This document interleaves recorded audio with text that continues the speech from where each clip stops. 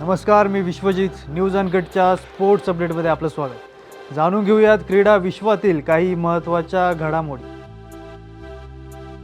Delhi Capitals आणि Lucknow super जायंट्सचे संघ IPLमध्ये आज आमने सामने येणार असून यावेळी दोन्ही संघांच्या नवनेतृत्वाचा कस लागणार आहे. ऋषभ पंत आपल्या माजी संघाविरुद्ध कशी कामगिरी करतो याकडे चाहत्यांचं लक्ष असेल. गेल्या हंगामानंतर दोन्ही संघात बरेच बदल झालेत. संपूर्ण IPL कारकिर्दीत दिल्ली कॅपिटल्सकडून खेळलेला पंत आता लखनौचे नेतृत्व करताना दिसेल, तर दुसरीकडे गेल्या 3 हंगामात लखनौ संघाचं कर्णधारपद भूषवलेला KL राहुल आता दिल्ली संघाचा भाग झाला. चेन्नई सुपर किंग्सनं IPLच्या 18व्या मोसमात आपल्या मोहिमेची सुरुवात विजयानं केली आहे. चेन्नईनं ऋतुराज गायकवाड याच्या नेतृत्वात मुंबई इंडियन्सवर 4 विकेट्सनं विजय मिळवला आहे. मुंबईनं चेन्नईला विजयासाठी 156 धावांचं आव्हान दिलं होतं. चेन्नईनं हे आव्हान 6 विकेट्स गमावून 5 बॉल आधीच पूर्ण केलंय. IPL 2025 स्पर्धेतील दुसऱ्या सामन्यात सनरायझर्स हैदराबादनं आक्रमक खेळी करत 20 षटकांत 6 गडी गमावून 286 धावा केल्या. या धावांचा पाठलाग करताना राजस्थान रॉयल्सचा डाव गडगडला. राजस्थान रॉयल्सचा डाव 242 धावांत आटोपल्यानं 44 धावांनं राजस्थानच्या संघाचा पराभव झाला. वेस्ट इंडिज आणि दक्षिण आफ्रिकेविरुद्धच्या आगामी कसोटी मालिकेसाठी टीम इंडियाचं वेळापत्रक जाहीर झाले. BCCIच्या सर्वोच्च परिषदेच्या बैठकीत या वेळापत्रकावर शिक्कामोर्तब करण्यात आले. भारतीय संघ प्रथम वेस्ट इंडिज विरुद्ध 2 आणि त्यानंतर दक्षिण आफ्रिकेविरुद्ध 2 सामन्यांची कसोटी मालिका खेळेल. तसेच दक्षिण आफ्रिकेविरुद्ध 3 एकदिवसीय आणि 5 T20 सामनेही खेळले जातील. गुवाहाटीमध्ये पहिल्यांदाच कसोटी सामना आयोजित केला जाणार आहे.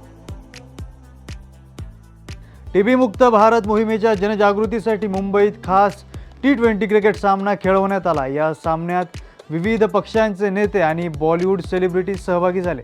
महाराष्ट्राचे उपमुख्यमंत्री एकनाथ शिंदे यांनी पंतप्रधान नरेंद्र मोदींच्या TB मुक्त भारत दृष्टिकोनाचे कौतुक करत या सामन्याला सामाजिक महत्त्व असल्याचं सांगितलं. केंद्रीय मंत्री अनुराग ठाकूर यांनी नेत्यांच्या संघाचं नेतृत्व केलं, तर अभिनेते सुनील शेट्टी यांनी कलाकार संघाचं नेतृत्व केलं.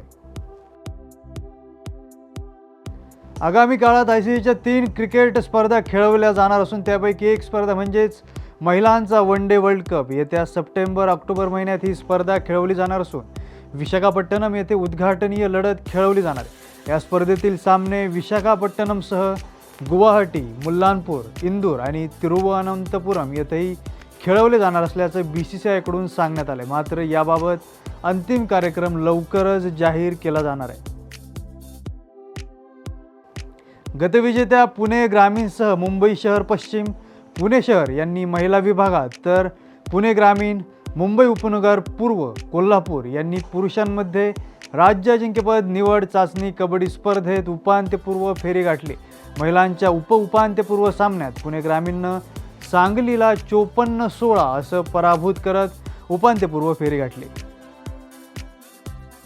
पॅरा खेलो इंडिया स्पर्धेत सलग 3ऱ्या दिवशी महाराष्ट्राच्या खेळाडूंनी एकूण 8 पदकं जिंकली आहेत. तिरंदाजीत आदिल अन्सारी, नेमबाजीत सागर कातळे आणि धावपटू दिलीप गावितनं सुवर्ण पदक पटकावलंय. तसेच तिरंदाजीत राजेश्री राठोडनं, पॉवर लिफ्टिंगमध्ये शुक्ला बिडकर, सोनम पाटील यांनीही रौप्य पदक जिंकून दिवस गाजवला.